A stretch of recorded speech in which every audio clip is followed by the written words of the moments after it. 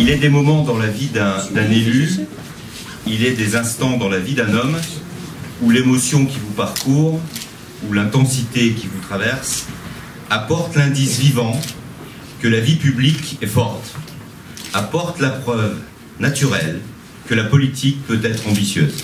Vous savez tous combien ce moment était attendu. Vous savez tous combien de fois nous avons songé, rêvé, imaginé cet instant.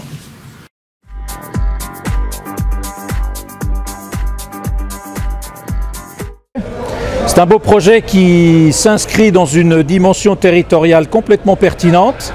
Lunéville, Nancy, en plein milieu Saint-Nicolas-de-Port et son bassin. Je pense que c'était un dossier sur lequel pendant 10 années on a poussé les feux et patiemment, aujourd'hui il sort de terre. Je pense que c'est une belle concrétisation. Pour nous qui sommes effectivement, on va dire, dans le canton de Saint-Nicolas-de-Port, élargi maintenant, c'est très important parce que ça fait travailler le bassin sud Meurthe-et-Mosellan, en l'occurrence le bassin portois, dont Bâle, Varangéville, et puis toutes les communes rurales aux alentours, dont nous, effectivement, notre commune est rurale. Donc c'est très important d'avoir effectivement une attractivité professionnelle et commerciale de ce type. Moi, étant natif de Saint-Nicolas-de-Port, je suis très fier de l'aboutissement de ce projet parce que j'ai vécu les prémices. J'ai vécu quelques crises et aujourd'hui l'aboutissement, c'est une vraie fierté en tant que natif de Saint-Nicolas-de-Port de voir aboutir ce projet et le résultat d'un travail intense de la part de l'équipe municipale menée par Luc Bassinger. Ah, je trouve que c'est un bel ouvrage, c'est une belle chose. Il faut par contre ne pas oublier que nous avons des commerçants à faire vivre et je pense que nous avons déjà entretenu des relations avec les gens qui vont être ici et l'association des commerçants de Saint-Nicolas-de-Port, Varangéville devra être omniprésent sur ce site et pouvoir, comment dirais-je, amener des animations communes avec le bas. Aujourd'hui, c'est une chance pour Saint-Nicolas, une chance pour les commerçants de redynamiser le centre-ville. On espère effectivement faire un binôme, que les gens viennent à Saint-Nicolas à la fois pour le Fun Park, à la fois pour le centre-ville.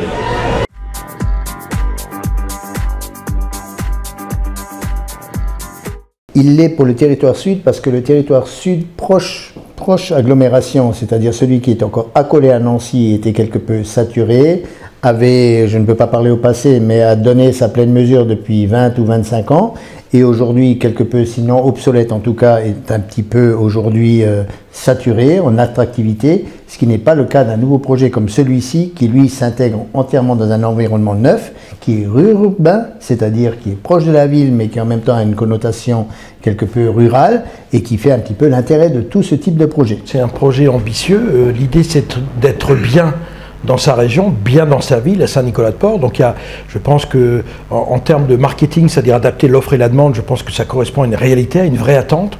Donc il y a un marché. Je pense que et les gens de la région et les gens de passage et des Nancéens, pour eux ça fera pas loin. Pour des gens qui habitent Fléville-Ludre, parce que j'habite Fléville, ça sera à côté. C'est-à-dire que pourquoi aller Porte Sud ou Essé plutôt que Saint-Nicolas?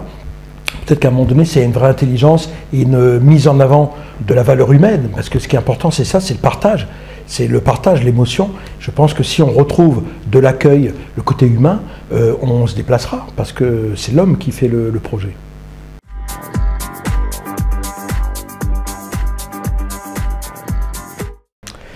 Eh bien, la proximité pour les habitants de Saint-Nicolas et Dombasle, ce qui n'est pas neutre. La possibilité pour les Lunévillois de venir jusque Saint-Nicolas, sans obligatoirement aller aux grandes structures de l'entrée de porte de Nancy, pour l'essentiel. Je crois que c'est quelque chose effectivement qui manquait dans l'univers général, à savoir qu'il y a un certain nombre de zones d'activité qui sont proches et qui n'avaient pas l'aspect commercial qui a été décidé et c'est l'orientation qui a été décidée donc dans ce projet, et je crois que ça portera un certain nombre d'avantages, mais beaucoup d'avantages pour les habitants de Saint-Nicolas, les habitants des environs qui auront le loisir d'avoir à proximité d'un un échangeur donc la possibilité effectivement de venir faire leurs courses. Il faut aussi se dire que c'est un projet qui, à mon avis, a de l'avenir, dans la mesure où on a quand même plus de 50 000 véhicules qui passent par jour ici,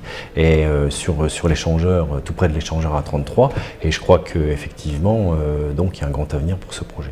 C'est d'avoir un acte d'achat différent, c'est d'aller dans un lieu qui est cohérent, qui est agréable, pas très loin de chez soi, puisqu'on est sur une population d'à peu près, c'est un peu plus de 140 000 habitants dessus de Nancy.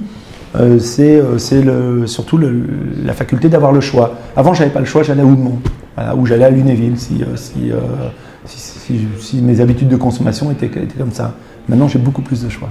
Ouais. D'abord, on n'est pas une copie des ensembles commerciaux qui se situent presque partout en France. Il faut savoir qu'aujourd'hui, jusqu'à maintenant toujours, les ensembles commerciaux se représentent par des boîtes. Plutôt des grosses boîtes l'une à côté de l'autre, disons, mais quand même avec une distance, à ce que le client, il est toujours quelque part séduit par faire le déplacement d'un magasin à l'autre en voiture. Ce que nous faisons vraiment, ce que nous voulons vraiment prouver partout, c'est que aussi dans l'intérêt écologique, le client vient en voiture sur place, tout de suite et directement à côté de centre-ville, parce qu'on n'est pas loin, on a fait la preuve aujourd'hui de la courte distance. Mais le client, une fois sur place, il peut se desservir des ensembles des commerces, une vingtaine à la fin du circuit, à pied. Et donc, l'intérêt d'avoir l'alimentaire sur place indispensablement pour nous dans tous les projets, c'est parce que le client a besoin d'une visite en alimentaire chaque semaine. Après, à côté de ces visites hebdomadaires, il va visiter un chausselier, du textile, des accessoires voitures, etc., etc.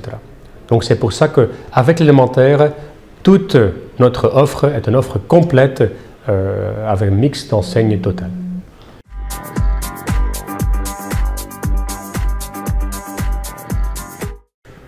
Réaliste, ambitieux.